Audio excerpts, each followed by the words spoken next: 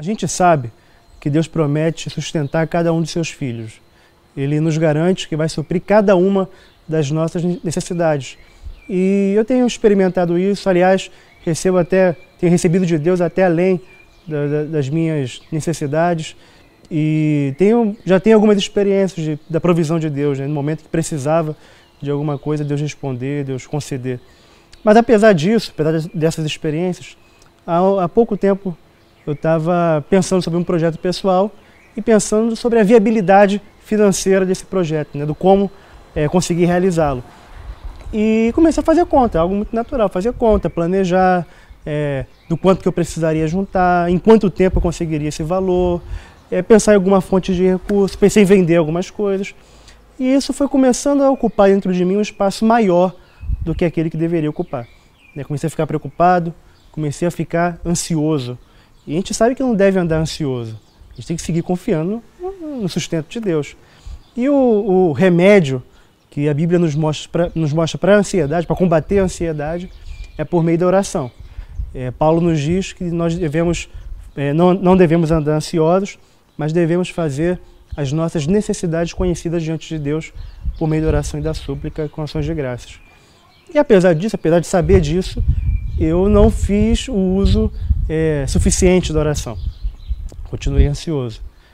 Um outro recurso também que a gente pode usar para combater a ansiedade é contar com a igreja, abrir o coração com uma pessoa que possa orar por você, possa te animar a confiar em Deus. E eu também não fiz uso desse meio que Deus nos dá, certamente porque é um tanto que vergonhoso para uma pessoa que afirma depender de Deus, que tem experiências nessa área, que afirma que confia no sustento de Deus, admitir que está preocupado por uma questão tão pequena que é a questão do dinheiro. E aí eu não abri isso com ninguém, e como eu não fiz o uso nem do remédio da oração, nem do remédio da comunhão com os meus irmãos, Deus teve que usar um tratamento mais pesado para me chamar a atenção. Há pouco tempo, eu estava saindo de casa com um amigo meu, quando fomos abordados por 2 homens armados que nos renderam, nos fizeram entrar na casa e levaram alguns pertences. Não é uma experiência nem um pouco agradável, a experiência de um assalto à mão armada. Graças a Deus, o prejuízo não foi muito grande, mas poderia ter sido pior, mas foi o suficiente para eu lembrar de uma palavra de Jesus, quando Jesus nos diz que não devemos ajuntar tesouros na terra, onde a traça e a ferrugem corroem e onde os ladrões escavam e roubam. Jesus também poderia dizer assaltam. E pouco tempo depois do assalto, Deus trouxe à minha memória essa palavra de Jesus, o que Jesus está ensinando sobre isso.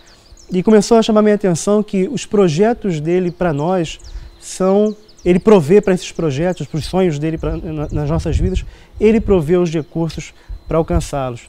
E Deus não quer, de forma alguma, os nossos recursos, ele não precisa dos nossos recursos.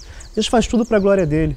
E para alcançar esse objetivo, ele nos garante suprir tudo aquilo que é preciso. Ele promete, ele cumpre, ele é fiel. E tudo que nós podemos fazer aqui, juntar dinheiro, enfim, qualquer recurso humano é passageiro, é inútil para cumprir os propósitos de Deus. Na verdade, o que Deus nos chama é para, em vez de se preocupar com os recursos dessa terra, ele nos chama para investir naquilo que tem valor eterno. Ele fala que devemos ajuntar tesouros no céu, onde o ladrão não rouba, onde a traça não corrói. E a gente sabe que a gente ajunta tesouro no céu investindo em pessoas, é isso que Jesus ensina.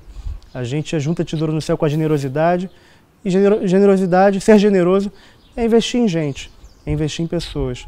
Então a gente ajunta tesouro no céu também não somente quando a gente investe financeiramente na vida de pessoas, mas também quando a gente prega o evangelho, anuncia a palavra, edifica a igreja, pastoreia o irmão, enfim, tudo isso é investir numa construção que tem valor eterno, numa construção que vale a pena realmente a força, o empenho, o investimento.